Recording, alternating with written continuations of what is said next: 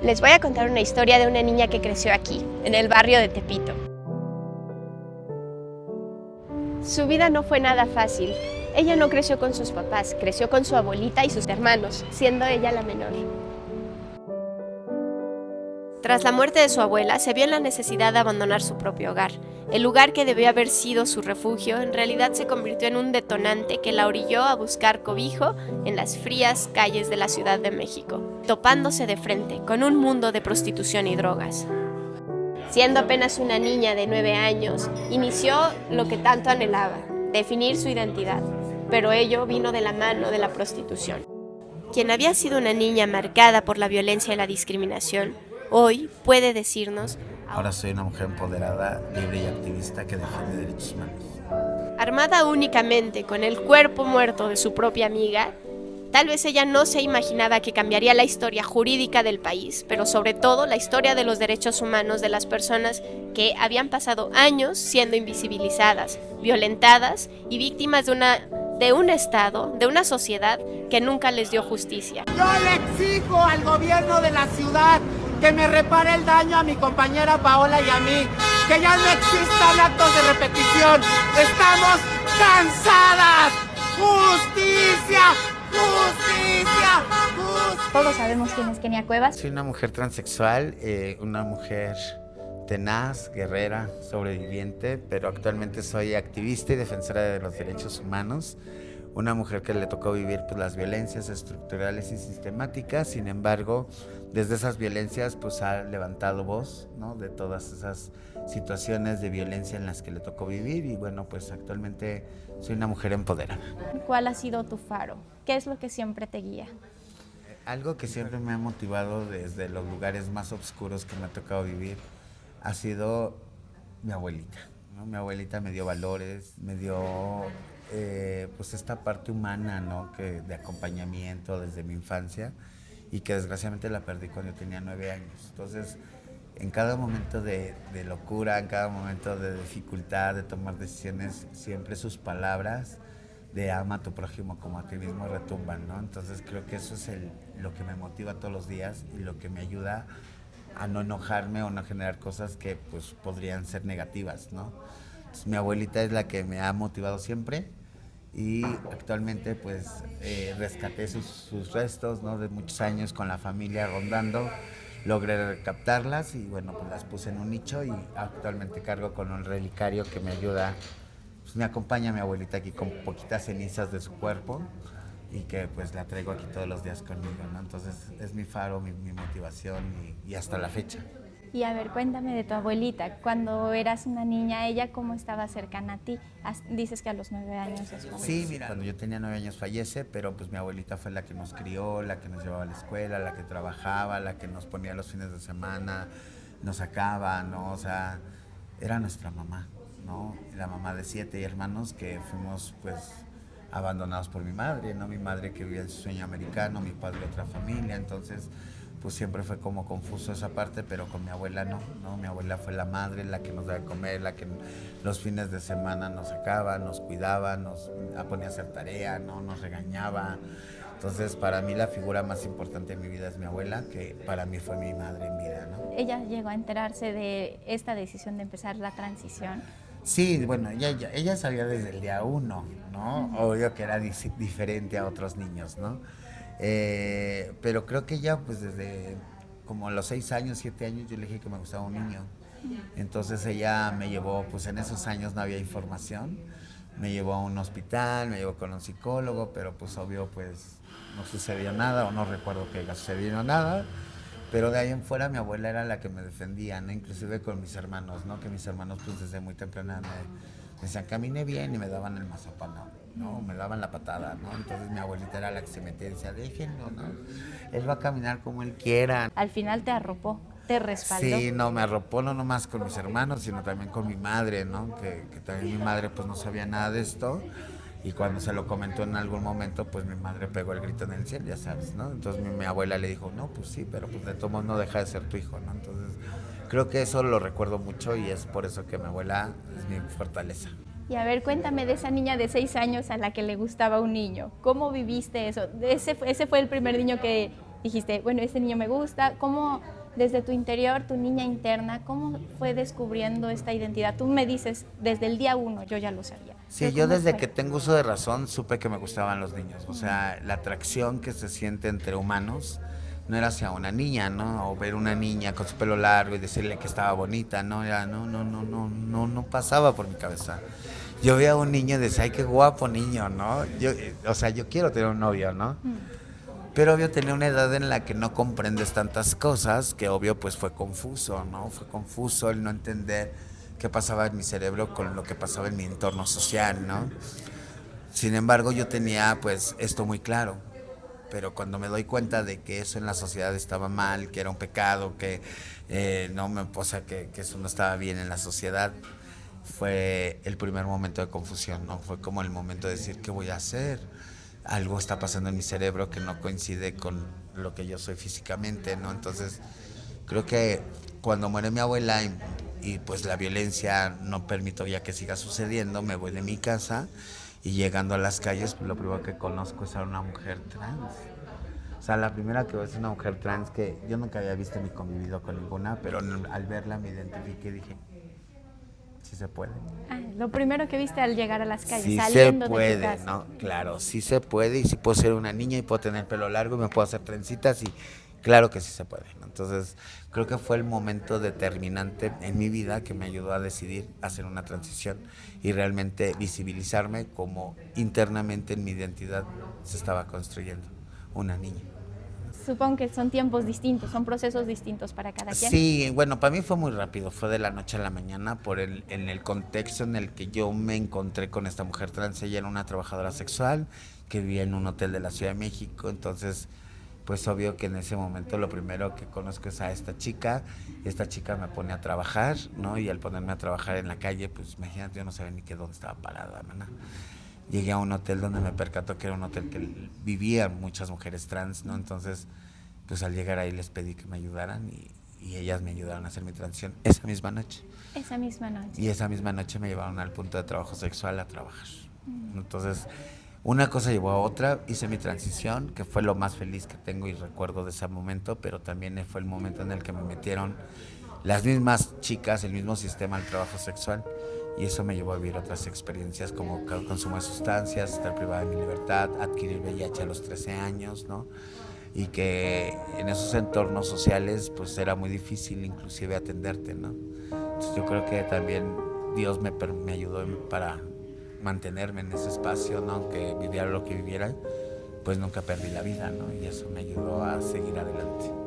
Y mira, también de cierta forma el camino que seguiste, exactamente en esos pasos que fueron, son los que impulsaron a que seas la mujer que eres ahora. Total. Pero yo te quiero preguntar, esta Kenia, si pudiera regresar a esa niña de 9 años, ¿qué palabras le diría justo en el momento en el que esta niña estaba empezando el trabajo sexual? Yo le diría que lo logramos, ¿no? Que logramos ser felices, que logramos ser quien queríamos ser, ¿no? Que logramos ser plenas, ¿no? Y íntegras, ¿no? O sea, yo le diría que lo logramos, que al principio en esos 9 años yo no sabía qué iba a pasar con mi vida, no sabía ni siquiera cómo funcionaba la vida, pero sí sabía cómo era el dolor, ¿no? Entonces eso también le diría que ya no sufrimos, hoy nos consentimos, nos apapachamos. Yo recuerdo que de niña siempre quise tener una maquinita de esas que están afuera de las tiendas. De las que metes moneditas. La monedita y el Mario Bros. Y así. Ya, sí. Yo era de grande, me compré mi máquina y la disfruto y la cuido y cuando esa niña quiere jugar, juega, ¿no? Entonces la apapacho, ¿no? Y la protejo ahora como en su momento, siendo 2 niñas perdidas en el universo, logramos que la mayor le ayudara a la chica. Qué valioso también que estás haciendo tu testimonio en un libro. Tú, con todo este camino, lograste que se tipificara algo que no estaba reconocido en la ley y que gracias a esto se está visibilizando, pero también se está luchando por una causa grande. Al principio tuvimos muchos obstáculos, ¿no? En primer lugar, para que la sociedad y los legisladores entendieran que era un transfeminicidio. De ahí fue como la sociedad, los activismos, ¿no? Muchas chicas trans que no estaban de acuerdo, otras que sí. Activismos trans que estaban de acuerdo, otros que no, entonces fue muy complejo, ¿no? Al final logramos que se tipificara el delito de transfeminicidio en el 2024, después de una lucha de muchos años, y ahorita lo tenemos reconocido en 6 ciudades de la República. De esas 6 ciudades, pues se modifica el Código Penal, el Código Civil, el Reglamento Orgánico de la Fiscalía y lo más importante que es la Ley de Víctimas. Tuvimos varios debates, entre ellos que si ya éramos mujeres, ¿por qué no estábamos en feminicidios? Que otras que nunca estuvieron de acuerdo con el feminicidio, pero pues si ya existe el homicidio y se puede dar el término de mujer más adelante o el de trans. Que ahí fue el debate que nos ayudó a entender que era necesario un término jurídico legal que nos ayudara a entender esta problemática, el odio con el que nos asesinan y la hazaña con la que nos matan. El término transfeminicidio es nuestra forma de nombrar la violencia extrema contra las mujeres trans. Esa violencia que nos asesina por ser quienes somos. Engloba el odio, el prejuicio y la discriminación dirigidos específicamente hacia nosotras, las mujeres trans, por nuestra identidad de género. Por primera vez en la historia se va a reconocer la figura de la familia social, que fue uno de los primeros obstáculos que yo tuve para rescatar el cuerpo de mi amiga y para que se me diera representación en la carpeta de investigación. No me querían entregar el cuerpo por no ser familiar directo, entonces yo lo que hice fue hacer esta figura social que nos ayude a interpretar ante la ley para que se nos pueda entregar el cuerpo cuando la persona puede comprobar también que era su compañera, su amiga, su familiar social, ¿no? Y de esa forma pues pueda tener una muerte y un entierro digno. Su lucha nos deja claro que la dignidad no se extingue cuando la vida se acaba. Desafió todo un sistema para que se empezara a respetar la identidad, incluso más allá de la muerte, y se reconocieran aquellos vínculos familiares que van más allá de la sangre. Como simbólico gesto, en cada estrella perpetuó la memoria de cada mujer cuyo cuerpo rescató, sumándose hasta integrar una constelación entera. Un tatuaje que honra a las víctimas, pero simultáneamente denuncia al sistema. Denuncia al sistema, denuncia al sistema, denuncia al sistema. Este término jurídico que reconoce esta figura social nos ayuda también a que muchas víctimas en el camino no se vean desamparadas, ¿no? Y creo que eso es la función de esta figura, ¿no? Que al principio me decían que estaba loca, al principio me decían, te la inventaste y te la sacaste de la manga. ¿Cómo es posible que algo que tú inventes va a ser real, ¿no? En la sociedad, en la justicia, ¿no? Pues ya vi que sí, ¿no? Ya vi que sí, el transfeminicidio, cuando mataron a Paola, yo les decía, es que esto es un transfeminicidio. ¿Qué es eso? Me decían, ¿no? El asesinato de una mujer trans, ¿no? Yo ni sabía que era un código penal, pero yo lo gritaba, ¿no? Entonces creo que lo logró también la unidad especializada de transfeminicidio, modificar la ley de víctimas, ¿no? Entonces se hace integral un reconocimiento en la justicia de personas trans, ¿no? Entonces eso para mí es muy satisfactorio. Sin embargo, es parte de la lucha que emprendí desde que mataron a mi amiga para que ninguna otra mujer trans viva lo que me tocó vivir a mí en buscar justicia, ¿no? Y es una lucha que continúa porque la tipificación del delito es algo ya muy grande, pero supongo que todavía hay obstáculos dentro de las fiscalías, la falta de homogeneidad, la falta de protocolos. ¿Es viable que sea mejor una ley general de transfeminicidio? Pues ahí te va. Para el Congreso de la Unión. Por donde le entras tienes que hacerlo por las dos rutas. Si lo haces por lo individual, al final lo tienes que aterrizar en lo federal. Y si lo haces en lo federal, lo tienes que aterrizar en lo individual. O sea que es la misma chamba, nomás que unos empezamos por lo individual y otros empiezan por lo federal, por decir la ECOCIT, que se aprobó a nivel federal. Pero todavía en Durango, Aguascalientes, Tamaulipas, Baja California, en Yucatán, en Tabasco no lo aceptan, porque sus congresos locales son autónomos. Sí. Entonces sale la ley federal, en lo federal existe, o sea, en las carreteras es válido, pero en el estado no. Yo pensaba quizá algo general, que aplique ya para todos los estados. No, pues sí, o sea, en realidad tendría que ser un decreto presidencial. De ahí pasarlo al Congreso, del Congreso al Senado, del Senado al Congreso y del Congreso nacional a los congresos locales. Pero al iniciarlo en lo local, creo que ha sido un buen ejercicio, porque lográndolo en la mayoría de los congresos, desde lo federal podemos obligar a los que estén en contra, ¿no? Sí, sí, se va haciendo ese eco. Se va haciendo ese eco y ese arropamiento, ¿no? Entonces, digo, pues para implementar una ley en el país hay muchas rutas. Una de esas, la que yo tomé, fue la individual, que fuera por congreso, y al final hacerlo federal, y ya que quede en su totalidad homologada. Yo quiero saber, mientras tú escribías este libro, ¿qué sentimientos pensabas despertar en los que te vas a leer? Pues mira, yo lo principal que quería con este libro es que entendiéramos a las infancias trans, ¿no? Que cuando no son acompañadas, pues nos mandan como puercos al matadero, una sociedad donde nos va a asesinar, ¿no? Ese era como mi primer objetivo que la gente entendiera.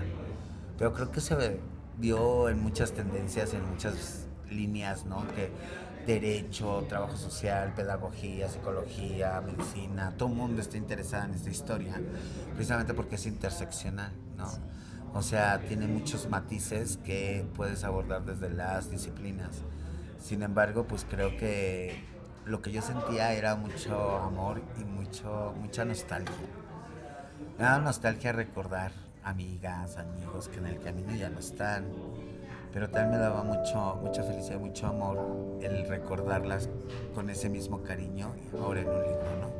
Entonces, más bien es como esa parte de amor, de nostalgia, pero también era parte para concluir una parte y una etapa de mi vida, ¿no? Que era hasta ser víctima del Estado, y a partir de este libro cierro y dejo de ser víctima. Ahora soy una mujer empoderada, libre y activista que defiende derechos humanos. Genial, muchas gracias por compartírmelo. Bueno, ¿algo que me quieras comentar, algo más? Pues nada, nomás decirle a toda tu audiencia que siempre va a valer la pena luchar por nuestros ideales y nuestras convicciones, y todo lo que imaginemos en esta vida es real, si sus corazones así lo desean, y por ello hoy mi mayor venganza va a ser... ¡ser felices! ¡Bravo!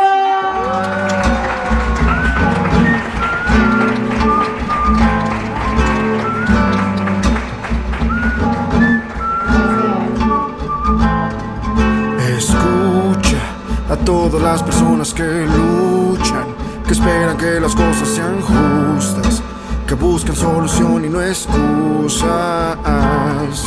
Y no, ya no permitiremos que apaguen la voz de quien tuvo miedo. La justicia para mí era mucho más profunda, algo que tenía que tejer desde ceros, porque no existía nada para las personas trans. Las infancias sí existen, yo lo digo de una manera muy personal, de que al no reconocer mi identidad, al no tener acompañamiento familiar ni institucional, todo lo que me tocó vivir, o sea, me mandaron como un puerco al matadero. Sobreviví, y como sobreviví, hoy vengo a decirles que esa no es la forma de avanzar. La forma de avanzar es el reconocimiento de todas las personas desde su identidad.